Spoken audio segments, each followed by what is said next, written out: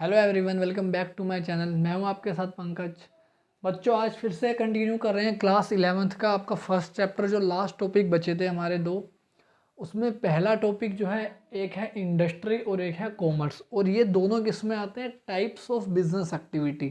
पहले हमने पढ़ा था टाइप्स ऑफ ह्यूमन एक्टिविटी, इसमें हमने इकोनॉमिक और नॉन इकोनॉमिक पढ़ा था।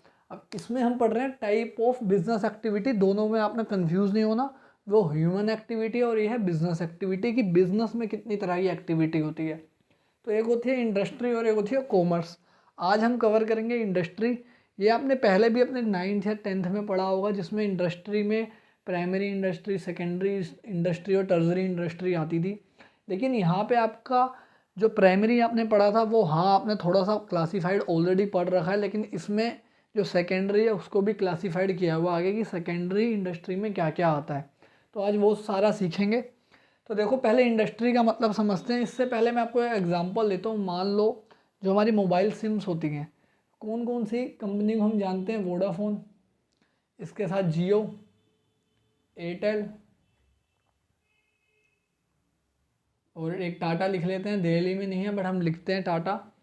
अब ये अलग फर्म है, ये अलग फर्म है, ये अलग, ये अलग। जब ये सारी फर्मों का एक ग्रुप होता है जिस इंडस्ट्री में, मतलब जैसे ये सारे के सारे आपका जो काम कर रहे हैं वो किस चीज़ का कर रहे हैं? टेली कम्युनिकेशन से रिलेटेड, टेली नेटवर्किंग से रिलेटेड, सब सिम का काम करते हैं सारे के सारे। ठीक है, तो ये एक पूरी की पूरी इनको जो मिक्सचर है, फर्म का मिक्सचर जो ग्रुप है, इस पूरी को कहते हैं एक इंडस्ट्री। तो एक इंडस्ट्री क्या होता है? बहुत सारी फर्म्स का ग्रुप होता है जब, और जो सेम लाइन में काम कर रही हो। जैसे ये भी सिम वगैरह का काम कर रहे हैं नेटवर्किंग का, ये भी, एयरटेल भी और टाटा भी। टाटा में जो टाटा कम्युनिकेशन वाली है। ठीक है, तो ये इंडस्ट्री हो गया। अब देखो, इंडस्ट्री का मीनिंग एक और समझो जो आपकी बुक में है। Industry refers to an activity which is concern with the production. या तो आप कोई प्रोडक्शन कर रहे हो, प्रोसेसिंग कर रहे हो किसी गुड्स की, मटेरियल की, as well as breeding and raising of animals. अगर आप एनिमल से रिलेटेड भी कोई काम कर रहे हो, क्या क्या काम होते हैं वो भी हम आगे पढ़ेंगे जब हम टाइप्स ऑफ इंडस्ट्री में जाएंगे। वो सारा का सारा, चाहे कोई प्रोडक्शन हो, प्रोसेसिंग हो। प्रोसेसिंग मतलब वो ऑलरेडी सामान बना हुआ है, वो उसको आप पैकिंग वगैरह करके दे रहे हो, वो सब आता है प्रोसेसिंग में। ब्रीडिंग वगैरह भी हम पढ़ेंगे, एनिमल से रिलेटेड होता है। और रेजिंग ऑफ एनिमल्स, ये सारा का सारा किस में आता है? आपका इंडस्ट्री के अंदर आता है।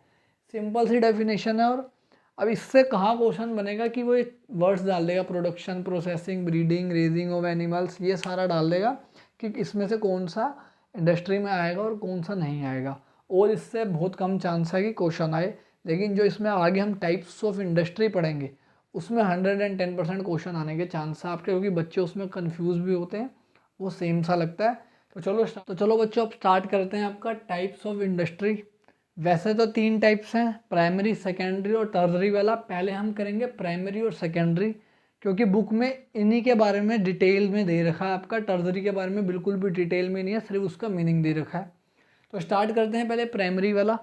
देखो, प्राइमरी क्या होता है? प्राइमरी इंडस्ट्री में क्या होता है? जब हम अपना जो फिनिश गुड बना रहे हैं वो सीधा नेचर से ले रहे हैं, नेचर से हमें जो प्रोडक्ट मिल रहा है हम उसी को मतलब सेम टू सेम ऐसा फिनिश गुड्स में यूज़ कर रहे हैं, वो होता है आपका प्राइमरी में। ये आपने पहले भी अपने 9th-10th में पढ़ा होगा।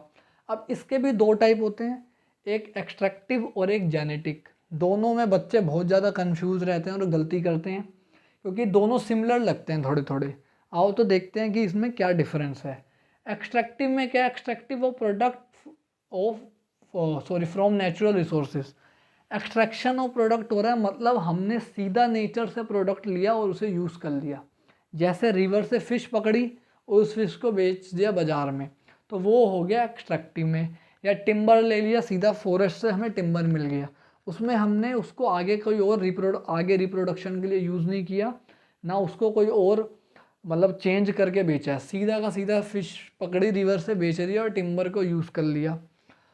और जो ये प्रोडक्ट है एक्सट्रैक्शन मतलब एक्सट्रैक्टिव इंडस्ट्री वाला, वो या तो डायरेक्टली यूज़ हो रहा है या कहीं पे as a raw material use हो रहा है। या तो कहीं पे वो डायरेक्टली हम उसे कंज्यूम कर रहे हैं या थोड़ा बहुत उसमें चेंज करके रॉ मटेरियल में यूज़ कर रहे हैं, तो वो आता है आपका एक्सट्रैक्टिव में।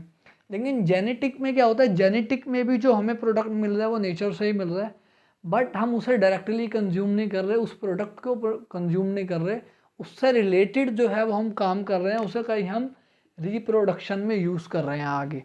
जैसे नर्सरी वगैरह होती है, एनिमल हस्बेंड्री हो गई, डेयरी फार्मिंग हो गई। डेयरी फार्मिंग में हम अब सीधा जो हमारे एनिमल्स होते हैं उनको कंज्यूम नहीं कर रहे, उनसे जो हमें मिल्क मिल रहा है उसको हम यूज़ करते हैं आगे रिप्रोडक्शन में। ठीक है, तो दोनों में क्या फ़र्क है? एक्सट्रैक्टिव में हम सीधा यूज़ कर लेते हैं उस चीज़ को, और जेनेटिक में हम उसको जो नेचुरल प्रोडक्ट हमें मिल रहा है जो भी, उसको डायरेक्टली कंज्यूम नहीं कर रहे, उसको फर्दर कहीं रिप्रोडक्शन में यूज़ करेंगे, फिर जाके उसे यूज़ करेंगे। ठीक है, ये इन दोनों में डिफरेंस है। जितना ज़्यादा आप अपनी बुक के एग्जाम्पल्स को पढ़ोगे ना, चाहे कोई भी पॉइंट हो, ईजी हो चाहे डिफ़िकल्ट हो, उतना आपको बिजनेस स्टडीज़ के कॉन्सेप्ट क्लियर रहेंगे। ठीक है, अब आ जाते हैं सेकेंडरी में। सेकेंडरी में भी दो हैं आपका, एक है मैन्युफैक्चरिंग और एक है कंस्ट्रक्शन।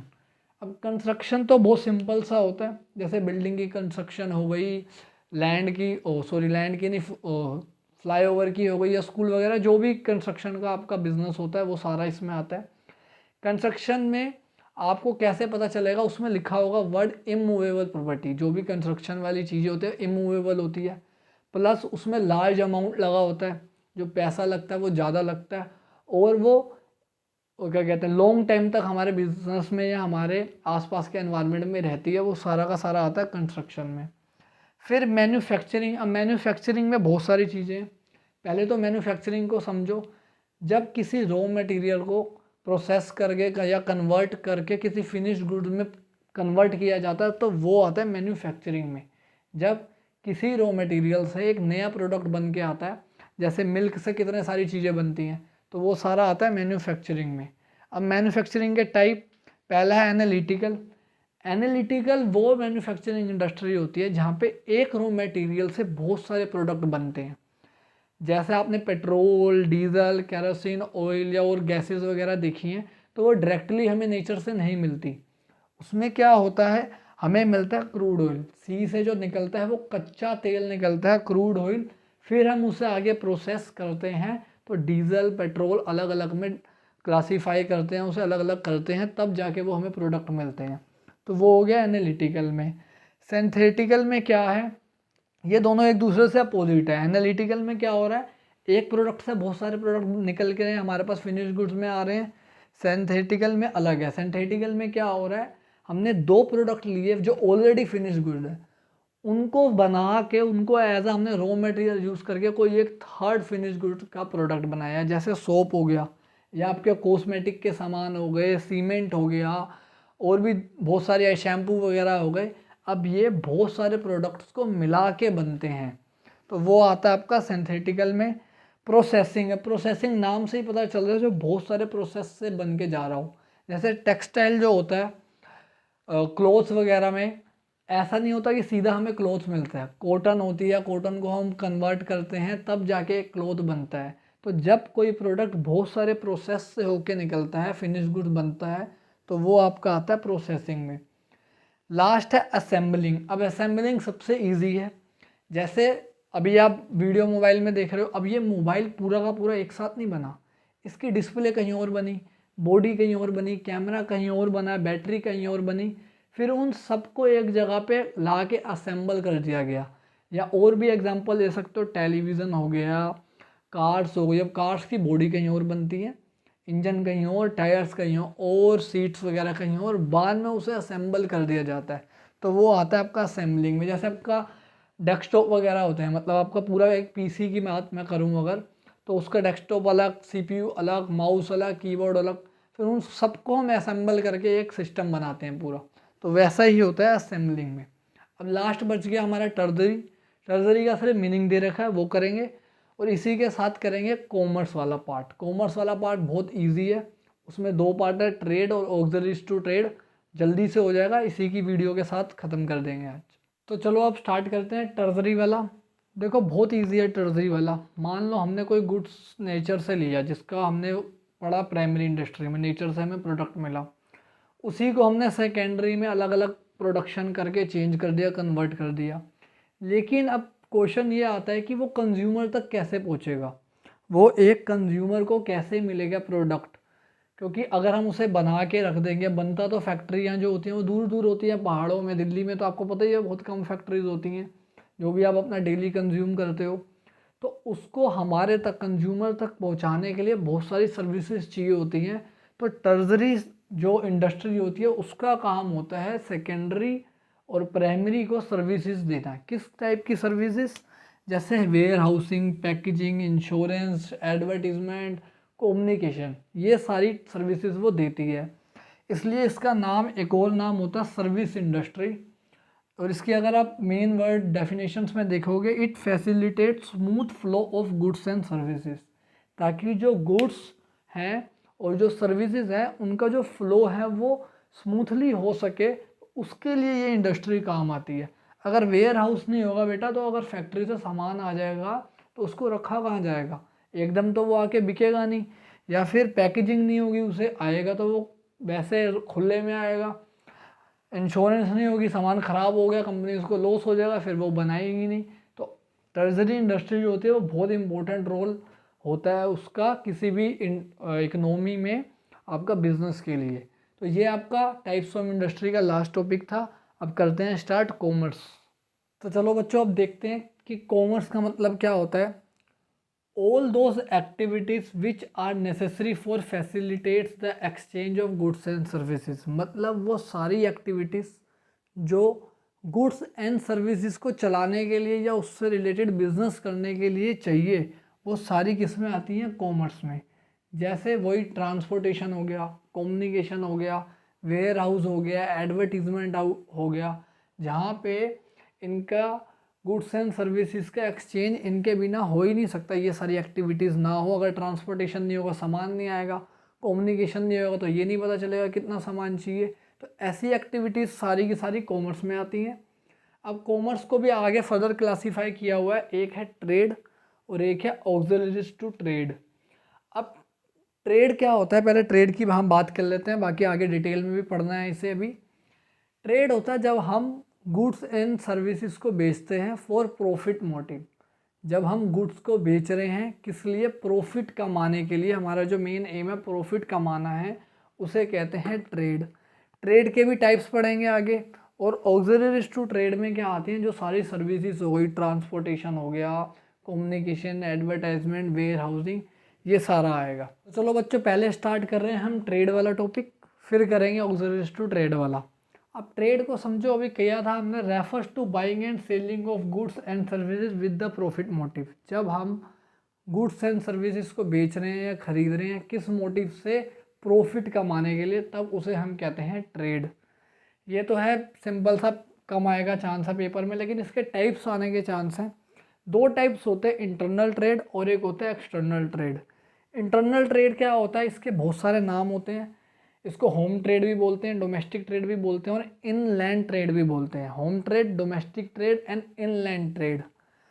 और ये कौन सा ट्रेड होता है? Done with in geographical boundaries of a one country. मतलब अगर आप इंडिया के अंदर ही ट्रेड कर रहे हो, आप इंडिया में रहते हो और इंडिया के अंदर ही ट्रेड कर रहे हो, जहाँ तक इंडिया की जोग्राफिकल बाउंड्रीज है वहाँ पे आप ट्रेड कर रहे हो, तो वो आएगा आपका इंटरनल ट्रेड में, जिसमें both buyer and seller are from one country या सेम कंट्री, जिसमें खरीदने वाला भी और बेचने वाला भी सेम कंट्री से, इंडिया से ही खरीदने वाला, इंडिया से ही बेचने वाला, तो वो भी आपका इंटरनल ट्रेड है।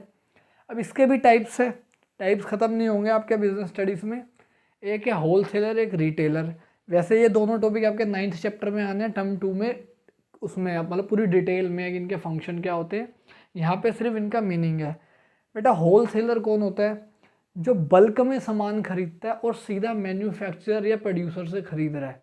मतलब जहाँ पे सामान बन रहा है वहाँ से सीधा इसको सामान आता है। और ये मोस्टली जो होलसेलर होते हैं वो सिर्फ एक ही प्रोडक्ट के होते हैं, या तो वो सारे शैम्पूज बेचेंगे, या वो सारी कोल्ड ड्रिंक्स बेचेंगे, या वो आपके सारे जैसे ब्रेड का सामान बेचेंगे, सारे मिल्क का सामान बेचेंगे। मतलब मोस्टली इनके पास एक ही टाइप का प्रोडक्ट होता है और उसके टाइप्स होते हैं।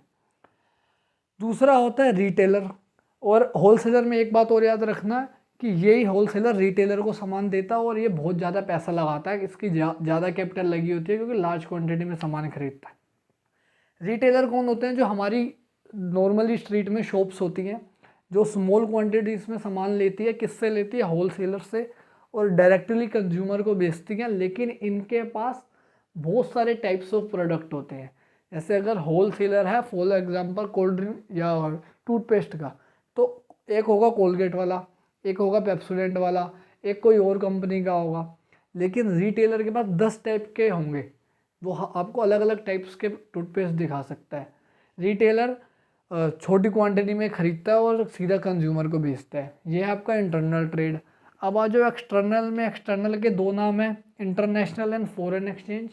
ये दो डिफरेंट कंट्रीज़ के बीच में होता है। जैसे इंडिया किसी भी कंट्री के साथ अगर बिजनेस करती है तो उसे कहते हैं एक्सटर्नल ट्रेड। इसके भी 2-3 टाइप हैं, इंपोर्ट, एक्सपोर्ट और री एक्सपोर्ट। और इसका एक और नाम होता है इंटरपोर्ट। इंपोर्ट मतलब इंडिया ने कहीं से बाहर से सामान मंगाया और इंडिया में कंज्यूम कर लिया, वो हो गया इंपोर्ट। एक्सपोर्ट होता है इंडिया से बाहर आपने बेच दिया, कहीं किसी भी कंट्री में इंडिया में बना हुआ सामान आपने बाहर बेचा है। ये दोनों हैं सिंपल। मोस्टली पेपर में आपसे ये पूछेगा री एक्सपोर्ट या इंटरपोर्ट। इसमें क्या है, मान लो हमने अमेरिका से कोई चीज़ मंगाई और उसको हो सकता है सेम टू सेम बेच दिया, उसमें कुछ चेंज करके किसी अदर कंट्री को बेच दिया, तो वो होता है री एक्सपोर्ट या इंटरपोर्ट। ये पूछ लेता है, बच्चे भूल जाते हैं, तो इसको याद रखना अच्छे से। ट्रेड भी ख़त्म, ऑक्सिलरीज टू ट्रेड करते हैं। जो भी हमने वेयर हाउस वगैरह किया था वो आएगा उसके अंदर सारा। तो चलो बच्चों, आप कर रहे हैं ऑक्सिलरीज टू ट्रेड, या इसका एक और नाम होता है एड्स टू ट्रेड। दोनों सेम नाम है, मतलब दोनों एक ही के नाम है।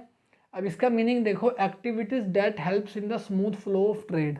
जो हमने अभी ट्रेड पढ़ा उसका जो काम है, मतलब बाइंग और जो सेलिंग हो रहा था वो स्मूथ फ्लो से हो, तो ऐसी एक्टिविटीज़ को कहते हैं ऑक्सिलरीज टू ट्रेड।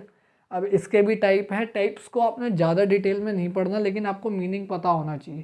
पहला है ट्रांसपोर्ट एंड कम्युनिकेशन। ट्रांसपोर्ट किस लिए काम आएगा? सामान को इधर से उधर ले जाने के लिए। अब अगर ट्रांसपोर्टेशन नहीं होगी तो सामान बन रहा है इतनी दूर और पूरे देश में हमने उसको भेजना है, एक्सपोर्ट भी करना है, कुछ इंपोर्ट भी करना है, तो वो किसकी हेल्प से होगा? ट्रांसपोर्ट की। अब कम्युनिकेशन क्यों ज़रूरी है? अब एक मान लो एक रिटेलर है, जो दुकान जिसकी हम मान लेते हैं दिल्ली में है, सामान बन रहा है मुंबई में। अब वो कैसे ऑर्डर देगा कि उसकी दुकान में सामान ख़त्म हो गया, या कितना सामान लेना है उसने, क्या प्राइस है, वो सारा का सारा कम्युनिकेशन से होगा। अगर कम्युनिकेशन नहीं है तो ट्रांसपोर्टेशन भी नहीं हो सकता। जब तक वो मैसेज नहीं भेजेगा वहाँ पे कि मुझे सामान चाहिए, मैंने ऑर्डर डालना है, तब तक ट्रांसपोर्टेशन वाला भी अपना सामान लाएगा नहीं वहाँ से। तो ये दोनों इसलिए साथ में आपके दिए हुए हैं। नेक्स्ट है बैंकिंग एंड फाइनेंस। अब आज मोस्टली क्या होता है, लोगों के पास पैसा नहीं होता बिजनेस स्टार्ट करने के लिए, तो वो बैंक से लोन लेते हैं, या फिर जो पेमेंट्स होती है। अब एक पर्सन दिल्ली में बैठा है, उसने ट्रक में अपना सामान भेज दिया, मुंबई भेज दिया सामान, तो वो उसके पास बार बार पैसे लेने थोड़ा ना आएगा, तो अपना अकाउंट नंबर दे देते हैं और बैंकिंग में पैसा सीधा ट्रांसफ़र कर देते हैं। आजकल तो वो आपको पता ही है, ऑनलाइन का ज़माना है, तो सारा का सारा पैसा बैंक में चला जाता है। और बैंक और भी काम करते हैं, चेक मिलता है, बिल रिसीवेबल अपने अकाउंट्स में पड़ा है, बिजनेस में यूज़ होता है, वो सारा काम बैंक में होता है। फाइनेंस में वही, बिजनेस स्टार्ट करना है, पैसा नहीं है, लोन लेना है, तो कहाँ से मिलेगा? बैंकिंग एंड फाइनेंस में। नेक्स्ट है इंश्योरेंस। अब इंश्योरेंस बहुत इंपॉर्टेंट पॉइंट है, क्योंकि हमने बिजनेस रिस्क पढ़ा था कि कोई ऐसा बिजनेस नहीं है जहाँ पे रिस्क है। छोटे से छोटा, बड़े से बड़ा, तो मोस्टली बिजनेसमैन ने अपने गुड्स की इंश्योरेंस करवा रखी होती है। आपने कई बार ट्रैवल करते हुए देखा होगा, बड़े बड़े ट्रक्स में कार आ रही होती है, अगर उस ट्रक का एक्सीडेंट हो जाए तो कंपनियों का लाखों का नुकसान हो जाएगा। एक कार 5-5, 10-10 लाख रुपए की है, तो इसलिए और पहले से उसकी इंश्योरेंस होती है। या कोई सामान प्लेन से आ रहा है, शिप से आ रहा है, वो डूब गया शिप, तो वो दिक्कत हो जाएगी, तो इसलिए लॉस को, रिस्क को कवर करने के लिए, मिनिमाइज़ करने के लिए इंश्योरेंस करवा रखी होती है पहले से ही। Where housing. अब सामान आ गया, लेकिन अब होलसेलर है, बल्क में सामान खरीदेगा, अब एकदम तो उसका बिकेगा नहीं। अब रिसेंटली दिवाली आएगी, फेस्टिवल आएगा, तो बहुत सामान बल्क में पहले ही ऑर्डर कर दिया जाता है, क्योंकि उन्हें पता है डिमांड ज़्यादा होगी। उस सामान को रखने की जगह को गोडाउन या वेयर हाउस कहते हैं। मोस्टली हर कंपनी का, हर होलसेलर का अपना वेयर हाउस या गोडाउन होता है। अगर ये नहीं होगा, वो अपना सामान कहाँ रखेगा? अपने घर तो लेके जाएगा नहीं, बीवी भगा देगी उसकी। तो वेयर हाउस क्या करता है? प्रोटेक्शन देता है उसके सामान को, उसको ख़राब होने से बचाता है। जब डिमांड, सप्लाई होगी, डिमांड होगी, तब वो उसे बेच देगा। तो वो सारा। एडवर्टाइजिंग क्या करता है? कंज्यूमर के लिए बहुत हेल्पफुल होती है एडवर्टाइजमेंट, किसी प्रोडक्ट को, कोई नया प्रोडक्ट आए, कंपनी आपको कैसे बताती है? एडवर्टीजमेंट के थ्रू। उसके क्या यूजेस है, क्या उसका प्राइस है, सब हमें एडवर्टाइजिंग के थ्रू पता लग जाता है। आजकल तो कंपनी एडवर्टाइजिंग में बहुत ज़्यादा खर्चा मतलब एक्सपेंस लगाती है, क्योंकि उसको पता है कि जो दिखेगा वही बिकेगा। एडवर्टीजमेंट बहुत ज़्यादा आती है टीवीज़ में, तो ये इस चीज़ की हेल्प करती है। अब इस चैप्टर में एक टॉपिक और है, आई थिंक उसका नाम है इनहेरिटेंस ऑफ कॉमर्स वगैरह करके कुछ नाम है। वो ये है कि क्या लिमिटेशंस थी बिजनेस की या कॉमर्स की जो ये सब ऑक्सिलरीज टू ट्रेड पूरे करते हैं। जैसे ट्रांसपोर्टेशन हमारी क्या, टाइम हमारा बचता है ट्रांसपोर्टेशन में। कम्युनिकेशन हमारी इन्फॉर्मेशन को पूरा करता है, अगर कम्युनिकेशन नहीं होगा, या एडवर्टीजमेंट कह सकते हैं, हमारे इन्फॉर्मेशन को पूरा करता है। वेयर हाउस हमारा, बैंकिंग हमारा पैसे की कॉस्ट की या पैसे को पूरा करता है। ऐसे ही वेयर हाउसिंग हमारा प्लेस की जगह को वो करता है, हेल्प करता है। इंश्योरेंस हमारा रिस्क को कम करता है। तो वो छोटा सा टॉपिक है, वो आप बुक से इजीली पढ़ सकते हो। अगर आपको कोई भी डाउट आता है तो प्लीज़ आप कमेंट करो वीडियो में। और अब नेक्स्ट वीडियो जल्दी ही सेकंड चैप्टर की आएगी, जो बहुत बड़ा चैप्टर है, और उसमें सीधा कंपनी स्टार्ट करेंगे। कंपनी से स्टार्ट करेंगे, कंपनी क्या होती है, उसका फॉर्मेशन कैसा होता है, फिर पार्टनरशिप, फिर जो इजी टॉपिक है HUF हो गया, सोल प्रोप्राइटर हो गया, वो करेंगे। थैंक यू एवरीवन, मिलते हैं नेक्स्ट वीडियो में।